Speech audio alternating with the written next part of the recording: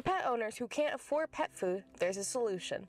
The Upper Room Food Bank in Charlottetown is offering portioned dog and cat food to those in need, but this isn't the first time they've offered pet food.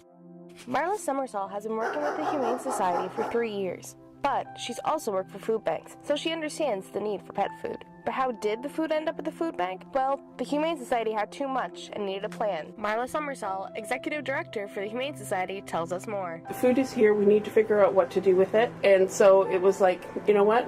Maybe they can use it at the food bank to help some of the families that we're working with, and the different food banks, not just through the Upper Room, but any food bank. Or our animal protection officers know of people who, they're great pet owners, they love their animals are an important part of their family, but they're going through a hard time. So they might take some in the van and just give it to people on their way by when they're out province. It's a great thing. I mean, I've worked on both sides. I know food banks and I know the shelter. And wherever not-for-profit organizations can work together to work with families, it's a good thing. Wherever we can make sure that people who want to help and want to share resources, when we can make sure that that's being used in the best possible way, then that's a good thing as well.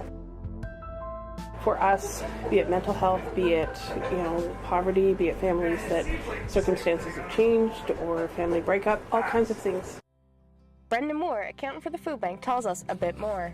I think it's great because the three of us here, we all have pets, and we all see pets as being an important feature, especially for some of our clients who they maybe because of their age, they're elderly, or because of mental health problems, they tend to be maybe a bit more isolated than the regular person, and so pets can be really great in those situations, and it gives them the feeling that people do care. When we ask them, like, do they have a pet and could they use some, and that they'll say, oh yes, great, oh that's good, and sometimes they will actually ask for the pet food before they're looking at getting food for themselves.